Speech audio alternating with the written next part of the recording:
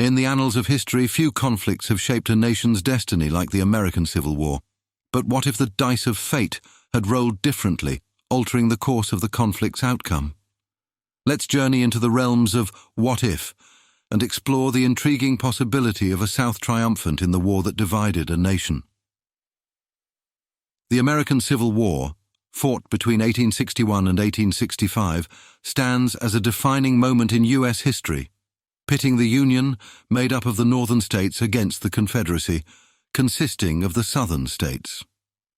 The conflict erupted primarily over states' rights, with slavery as a deeply entrenched and contentious issue at its core. At the war's onset, the United States was sharply divided along several lines: geographical, economic, and ideological. The North, with its burgeoning industrial power, embraced a rapidly modernizing society, while the agrarian South relied heavily on slave labor to maintain its plantation-based economy. The conflict escalated when 11 southern states seceded from the Union following Abraham Lincoln's election as president in 1860, forming the Confederate States of America. The Confederate attack on Fort Sumter in April 1861 marked the war's commencement. Military strategies and leadership on both sides evolved, with the Union gradually gaining an upper hand, exemplified by key victories at Gettysburg and Vicksburg, which shifted the tide in their favor. The Emancipation Proclamation issued by President Lincoln not only altered the war's purpose, but also paved the way for the eventual abolition of slavery. The Civil War culminated in General Robert E. Lee's surrender to General Ulysses S. Grant at Appomattox Courthouse in April 1865, signaling the Confederate surrender and the imminent reintegration of the seceded states back into the Union. The conflict's conclusion didn't just end a brutal war, but laid the groundwork for the abolition of slavery with the passing of the 13th Amendment, and marked the beginning of a nation's healing and eventual reunification. Understanding these historical realities is crucial in exploring the potential what-if scenarios that could have drastically altered the course of history, reshaping the entire American narrative. Imagine a different turn of events. During the American Civil War, a series of decisive battles swaying in favor of the Confederate forces, altering the trajectory of history. What if strategic victories had been achieved at pivotal moments, leading to a Confederate triumph? The scenario of a Southern victory could have emerged through various critical turning points. For instance, envision a Confederate success at the Battle of Gettysburg in 1863. This battle is commonly referred to as a major turning point in the war. At nearly the same time, the Battle of Vicksburg gave the Union control of the Mississippi and divided the South. If the South had won this battle, they would have kept the Mississippi, a key landmark in the final result of the war. Picture foreign intervention favoring the Confederacy, altering the balance of power on the battlefield. The added strength of any of the European powers to the Southern cause easily could have been too much for the Northern forces. Had the South secured decisive victories, perhaps by winning the support of foreign nations or exploiting Northern vulnerabilities, the potential consequences would be profound and far-reaching. In the event of the South winning the Civil War, we likely would have had two nations rather than the United States that we are so familiar with now. North of the Mason-Dixon line, you'd have the industrious, free Union states that would continue to have a fairly strong federal government. The South, on the other hand, would have continued the practice of slavery and formed a government based much more heavily on states' rights. The most evident consequence of a Southern victory would be the perpetuation of slavery in the Confederate States, influencing labor, economy, and social hierarchies.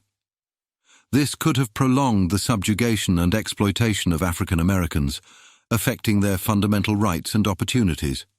The Southern economy, heavily reliant on slave labor, might have hindered industrial and technological progress in comparison to the more industrialized North. This divergence could have led to significant economic disparities between the two regions.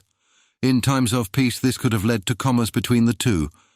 But it is hard to imagine tensions would ease between two new nations that had such different ideologies when it came to basic human rights.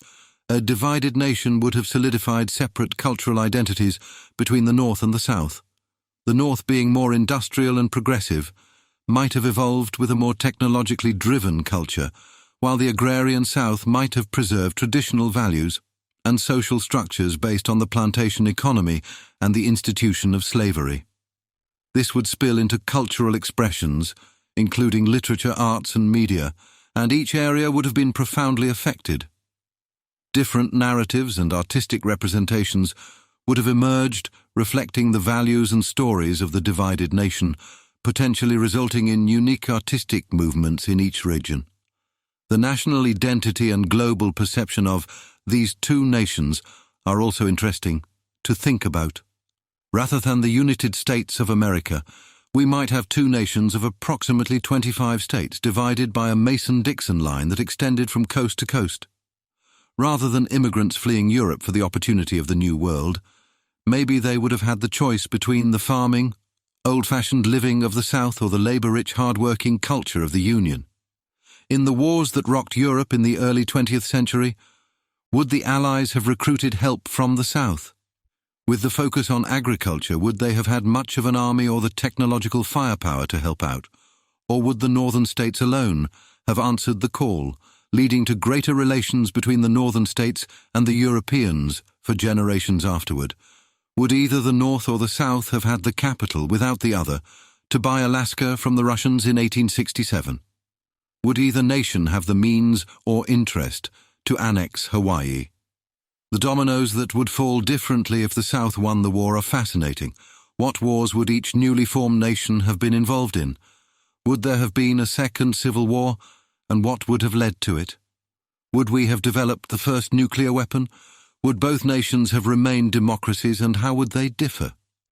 The questions are endless and extremely interesting to think about. As we conclude this exploration into the speculative realms of history, pondering the what-if scenario where the South emerged victorious in the American Civil War, it becomes evident that while such alternate narratives present fascinating possibilities, the complexities of history remain multifaceted and deeply rooted in the context of the times. The examination of a Confederate triumph offers a unique lens to contemplate the divergent paths history might have taken.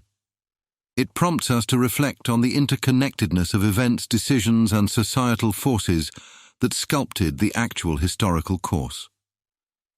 The what-if scenarios enable us to grasp the intricacies of historical contingencies and their profound impact on shaping nations, cultures, and the global landscape.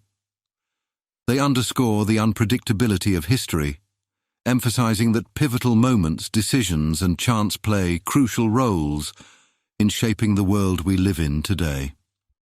Until we meet again, may the exploration of history's what-ifs continue to inspire our curiosity and deepen our understanding of the world around us. Thank you for being a part of this thought-provoking journey.